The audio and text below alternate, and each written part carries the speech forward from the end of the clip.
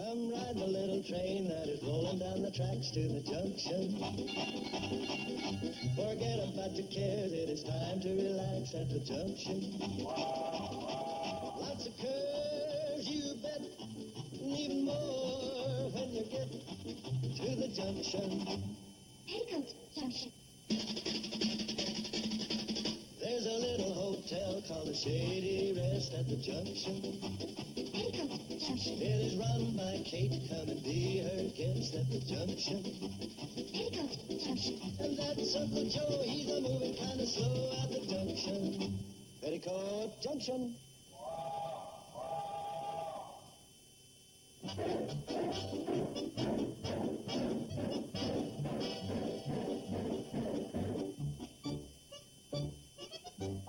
There. Well, I guess that does it for everybody, except you know who. Where is Joe? Who knows? Same thing happens every year. He's never around when it's time for his flu shot. I found him. Oh, cut it out, will you, Bobby Joe? Where was he? Hiding in the hen house. That's all you know. I was not hiding. I was out there giving the hens a pep talk. See, about this time every year they go into a slump, and What are you doing? Just roll up your sleeve, Joe. Now, wait a minute. Let's not rush into this. Oh, for crying out loud, Joe. Every year it's the same thing. Can't you cooperate just once? Me? When didn't I cooperate? Last year I had to chase you up the water tower. The year before that, you were 20 pounds lighter and crawled under the porch. And how about that dandy excuse you gave 3 years ago? Oh, what was that?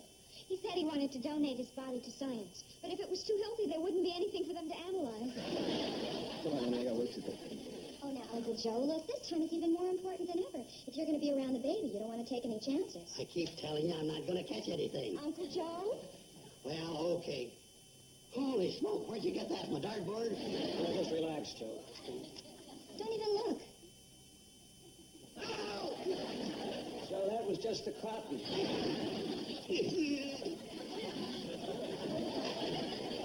Oh, Doc, finally tracked you down. Well, what's this announcement you sent into the World Guardian? Oh, I think it's self-explanatory. Well, I'll say it's self-explanatory. If I print this, the whole valley will be up in arms. What is it, Mr. Drucker? He's quitting. What? Now, simmer down. I'm getting straight, Sam. I'm not quitting. I'm just going to slack off a little. Work part-time. Work part-time.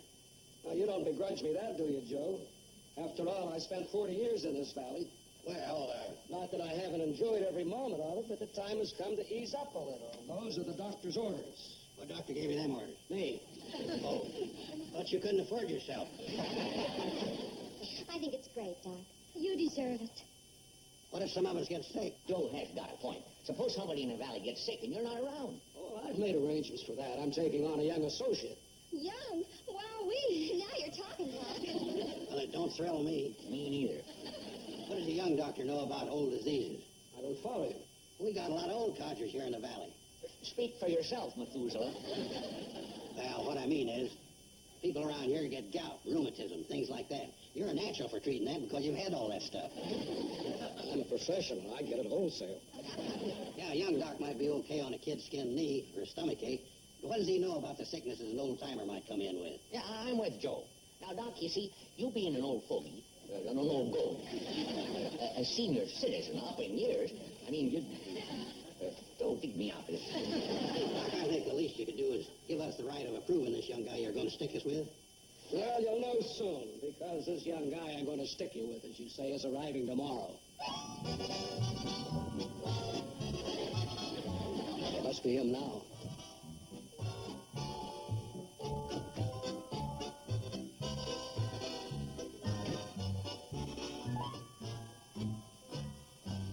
False alarm.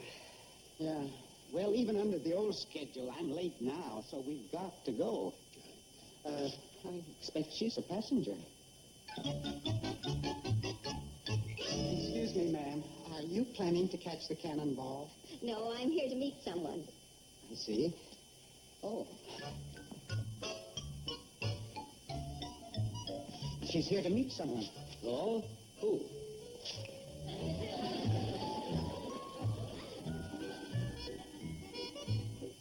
Ma'am, who are you meeting? Dr. Stewart. Oh. Oh. She's meeting you. Me? You don't suppose. Oh, no, it couldn't be.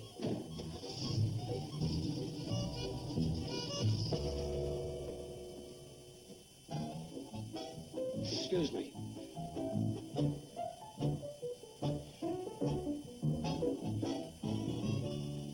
How do you do? I'm Dr. Stewart. Oh, how nice of you to meet me. I'm Dr. Craig. Yes, well, naturally, I wanted to meet you. Only I'm something of a surprise. Well, yes, you could say that. Oh, but I was expected. I have a letter from Dean Lawrence. Oh, yes, that's fine. But, you see, when I asked Dean Lawrence for an associate, I didn't expect, well, I naturally assumed that, but to put it bluntly, madam, you're a woman. Diagnosis correct, Doctor. And this is a rural area. And a young man might fit in better. Frankly, yes. Well, that's why I wanted Dean Lawrence to let me come without warning you. I was afraid that if you had a choice, I wouldn't stand a chance. Well, you're here. Oh, dear, you make that sound as though you're stuck with me. Oh, no, I'm sorry if it came out that way, but it's just that, well, you see, my patients are going to be expecting a male doctor, and, well... It's going to take a bit of a selling job. You do have a knack of hitting the nail right on the head, Doctor. Yes, Wendell? Well, I hate to interrupt, but I'm the engineer, and I run the train, and I don't like to rush you, folks. Dr. Craig, this is Wendell Gibbs. How do you do, Mr. Gibbs? I'm delighted to meet you. Well, I'm delighted to meet you, Miss... Doctor. Oh, no. I mean... Oh, no. I guess that's one of the selling jobs? Yes, and, he's one of the easiest ones.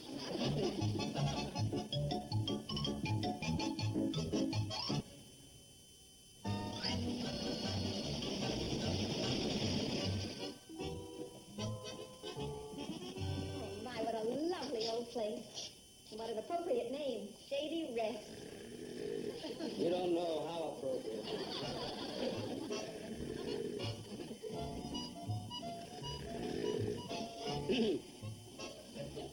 I thought he might like to know I brought him paying guests.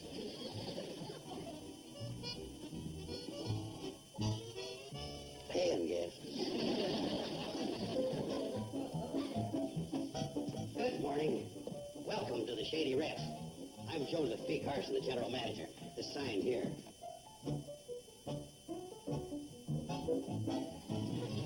Oh, what an adorable desk clerk. Thank you, ma'am. Oh, him. Late as usual, huh? You're supposed to warn me when guests arrive. Where were you, sleeping on the job again?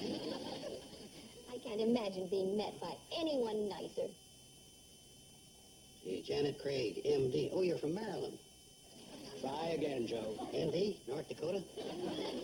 No, MD is right. It just doesn't stand for Maryland. The only thing I can figure out for M.D. is... You're kidding. How do you do, Mr. Carson? How do you do, ma'am? Doctor. Yeah. Oh, Uncle Joe, we won't be gone long. We're going to go over to the high school for a little tennis. Actually, we're firming up our figures for when that new young doctor arrives. So you can stop firming. Billy Joe and Bobby Joe, this is Dr. Janet Craig. A woman doctor? Ain't nothing sacred anymore. How do you do? I do hope I'm not too much of a shock to you. No, I think it's wonderful. Oh, me too. We were almost in the same profession. Oh? Yes, last year Bobby Joe was going to perform heart transplants, but now, unless I'm mistaken, she's decided to be a famous novelist or a foreign correspondent? Whatever. Do you play tennis, Dr. Craig? Yes, I love it. As a matter of fact, maybe we might have a game after I'm all settled in. Hey, that'd be great. Well, see you later. Bye. Bye-bye, girls. Would you show Dr. Craig to her room? Oh, yes, ma'am. Room number 7.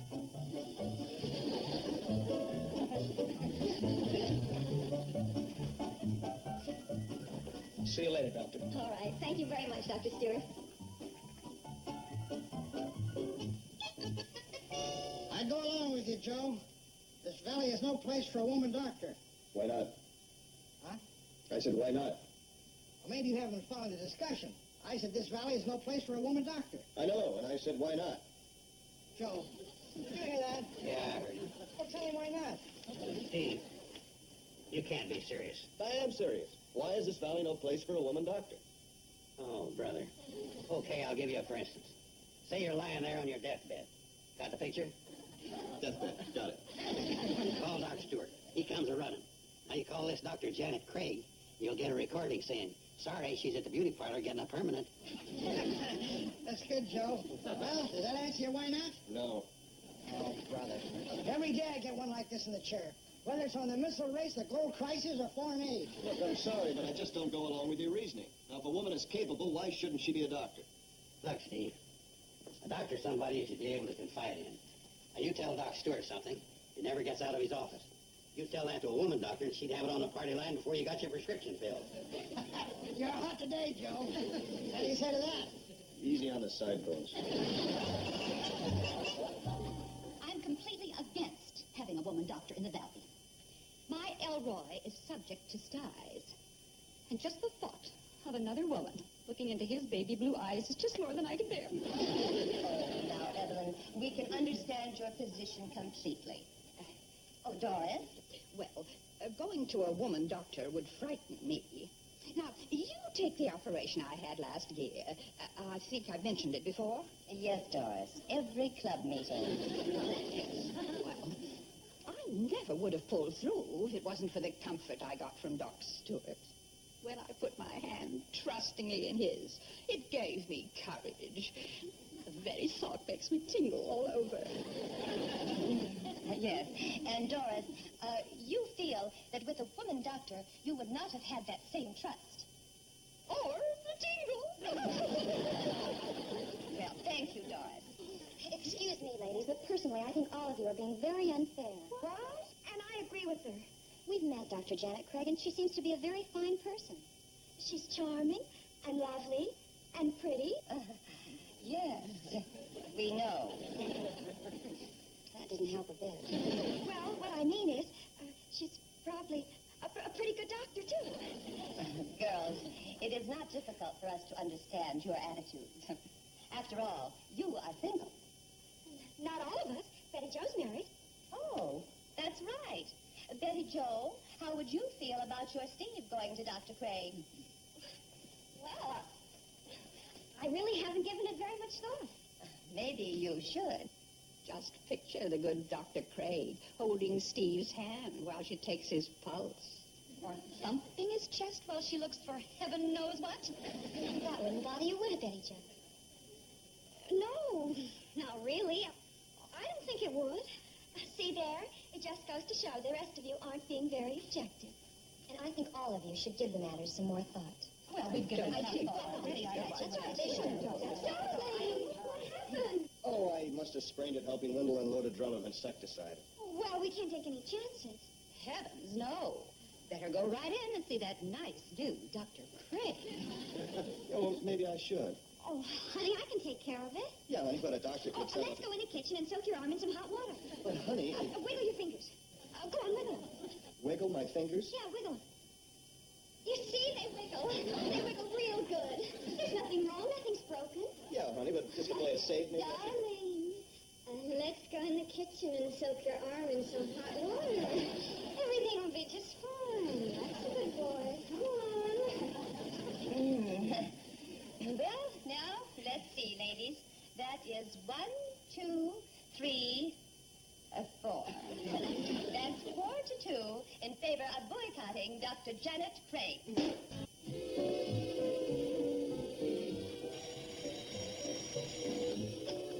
Dr. Stewart's office. Dr. Craig speaking. No, I'm sorry, he's not here. May I help you? Here. Oh, hello, Doctor. Any activity while I was gone? Oh, my goodness, yes. 3 patients came in. And when I asked them if I could help them, they said, no, thank you. They'd come back when the doctor was in. And they all made a special point of underlining doctor. That's what I was afraid of. I heard by the grapevine a group of women got together and decided to boycott you. Oh, then I guess I'll just have to specialize in male patients. Don't count on it. I stopped by the barber shop for a shave, and when I went in, Bert and the customers looked at me as if I was carrying a case of virus in that little black bag. Oh, dear. Well, that doesn't sound too encouraging. Oh, it's too bad. If you were to pack up and take off, I couldn't blame you. Me? Leave? Oh, no, Doctor. Not on your stethoscope. No, I like a small town. And the idea of the shady rest is something I've always dreamed of. But if the people in the valley won't accept you. Dr. Stewart's office. Dr. Craig speaking. Yes, just a minute. You want me? Yes? Oh, yes, Mr. Miller. Yes, I will right away. All right. We've made our first breakthrough. That's what we need. Now, what's the problem? Oh, my goodness. I don't know. I was so excited about being wanted, I didn't even ask. Well, I'd better come along just in case. Oh, no, Doctor. No, please don't. No, that would spoil everything. This is the chance I've been waiting for. Wish me luck.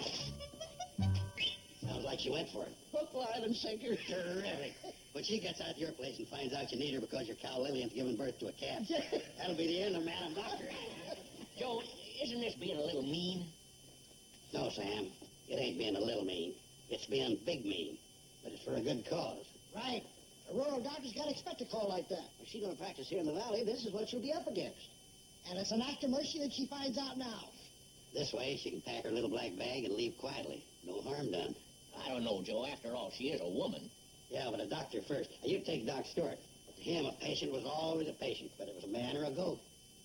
True. And sometimes, like in your case, it was hard for him to tell the difference. Hello,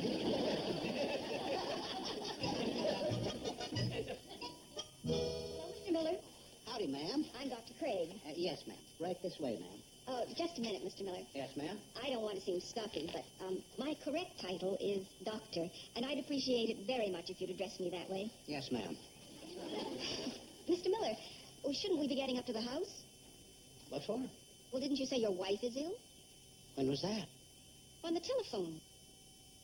You did say Lillian, didn't you? Oh, sure. That's my cow, Lillian Gish.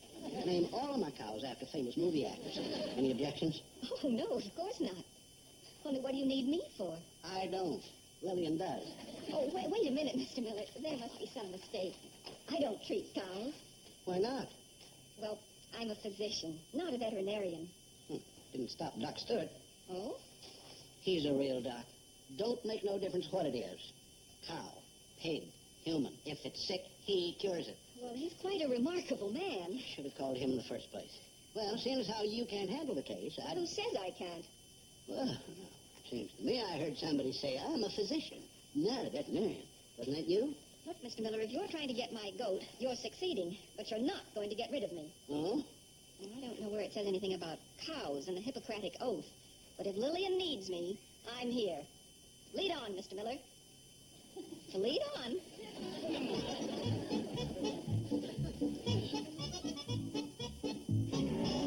This is Lillian. Oh, well, hi, Lillian. What seems to be your complaint? Complaint? Well, she ain't got any complaints. She's just getting ready to calf, that's all. Oh, of course. Oh, I see. Good Lord, woman. You didn't think she got into that shape from eating green apples? I'm afraid I'm not a country girl. Lady, that don't come under the heading of a big surprise. You sure you don't want me to send for Doc Stewart? Absolutely sure. But what do you expect me to do for her? I mean, if she's going to have a calf, why don't you just let her have it? Fine, if it all goes well. But what if it don't? I set a lot of store by Lillian. I see. All right, well, I guess I'd better take up the vigil. There now, Lillian. What are you hoping for, honey? A boy or a girl? Oh, you don't care, do you, girl? Just as long as it's healthy. Confound it, Ben. You had no right to pull a stunt like that. Why not? She's a doctor, ain't she? Sure, but she's not used to things like this. Well, she's gonna do doctoring around here. She dang well better get used to it. That or clear out. You people are the most stubborn... Oh, forget it. Dr. Craig, you all right? Yes, I'm fine. Are you sure? Positive. But more important, mother and daughter are doing well. Nice work. I really feel as though I ought to hand out cigars.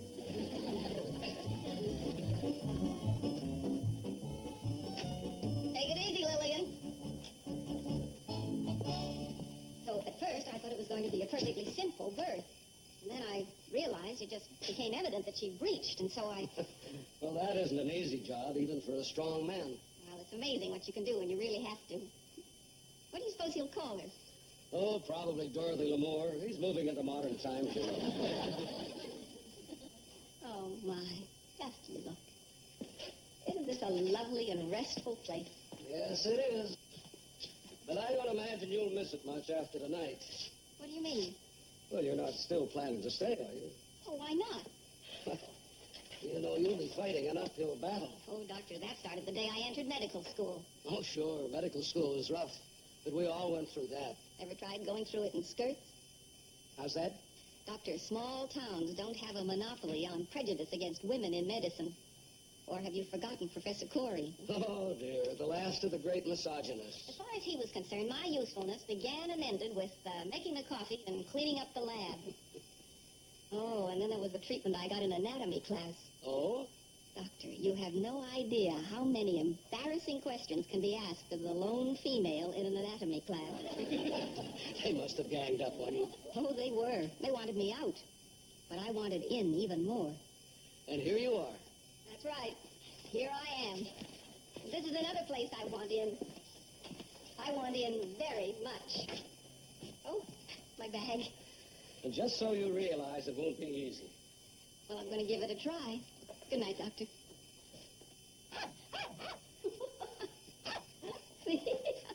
Well, I already have someone on my side. Oh, you have more than that. You have at least three. There's Dog, and me, and don't forget Dorothy L'Amour.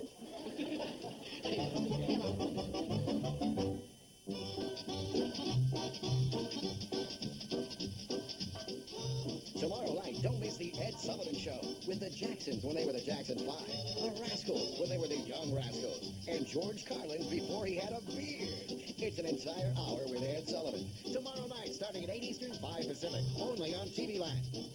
Now, stay tuned for the Sonny and Cher Show, next on TV Land.